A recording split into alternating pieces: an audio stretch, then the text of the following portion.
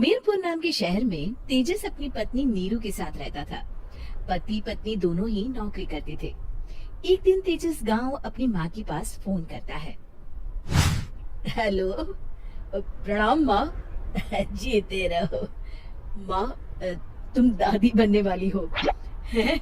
अरे वाह, ठीक है बेटा, मैं कल ही आती हूँ। जब माँ जी शहर पहुंची तो बेटे बहू ने बहुत अच्छे से स्वागत किया। लीजिए माँ जी, चाय। अरे गर्मा गर्म पकोड़े ले आओ माँ के लिए। नीरू रसोई में गई और 2 मिनट में ही पकोड़े ले आई। जी ये लीजिए। बहू जादू से बनाए हैं क्या? अभी तो रसोई में गई थी। Yummy! माँ जी, शीला रसोई में पकोड़े तल रही है, मैं बस लेकर आई। हे भगवान, मेरा धर्म भ्रष्ट कर दिया तूने। अब तो गंगा जल से शुद्धिकरण करना होगा। दूसरे दिन, माँ जी मैंने नाश्ता बना दिया है, ऑफिस जा रही हूँ। पर अभी तो घर का सारा काम पड़ा है। शीला आती ही होगी, झाड़ू पोछा बर्तन कपड़े वो सब कर लेगी। हमारे जमाने में घर का सारा काम हम ही करते थे।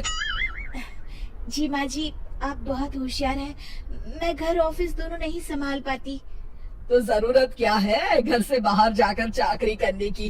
वैसे भी घर का काम खुद करने से घर में बरकत आती है, समझी?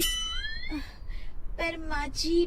पर वर कुछ नहीं, इस महीने की पगार मिले फिर ऑफिस बंद है। हाँ। रात को नीरू तेजस से कहती है, सुनिए जी, माँ जी बोल रही थी कि मैं नौकरी छोड़ दूं। वैसे ठीक ही तो है, अभी तुम्हें आराम की जरूरत है। फिर भी आराम कहाँ, शीला को छुड़ाने के लिए बोल रही थी। तो अब 24 घंटे में इतना काम तो कर ही सकती हो। पर जॉब पसंद है मुझे, घर पर मन नहीं लगेगा। अगले दिन जब दोनों ऑफिस के लिए निकल रहे थे, मेरी तो कोई कीमत ही नहीं है इस घर में। माँ जी, आजकल महंगाई बहुत है, रहन सहन भी बदल गया है, दोनों नौकरी करते हैं तभी ठीक रहता है। अच्छा, तू कहना क्या चाहती है? मेरा बेटा तुझे बिठा के खिला नहीं सकता? तू ही इस घर का खर्च चला रही है, हैं? नहीं माँ जी, मेरा वो मतलब नहीं था। मतलब खूब समझती हूँ, ये बाल धूप में सफेद नहीं किए मैंने। हाँ।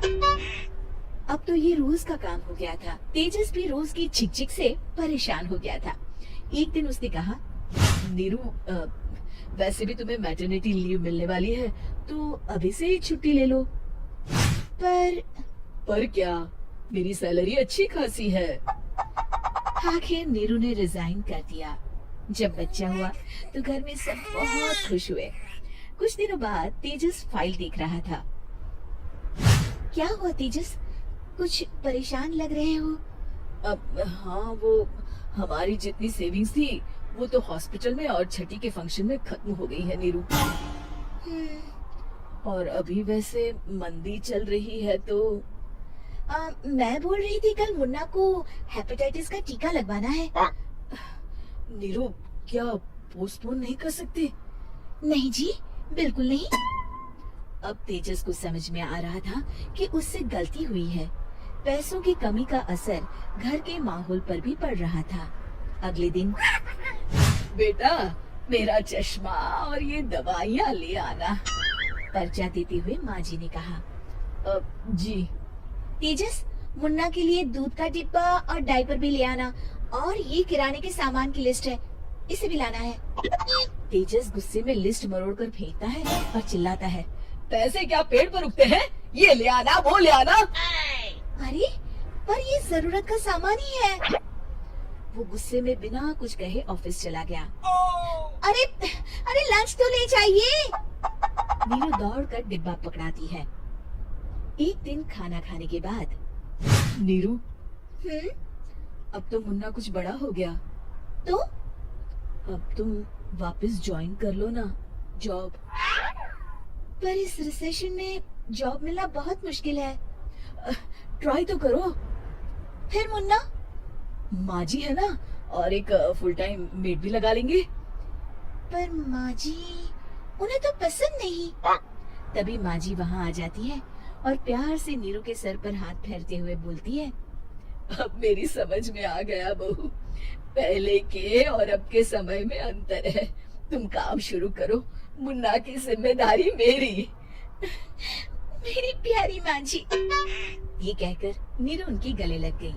शिक्षा, परिवर्तन संसार का नियम है, हमें भी समय के साथ चलना चाहिए। उम्मीद है कि आपको हमारी ये कहानी पसंद आई होगी। कृपया हमारे चैनल को सब्सक्राइब करें और सभी अपडेट्स के लिए बेल आइकन जरूर क्लिक करें। और हाँ, वीडियो लाइक और शेयर करना मत भूलिएगा। Bye bye.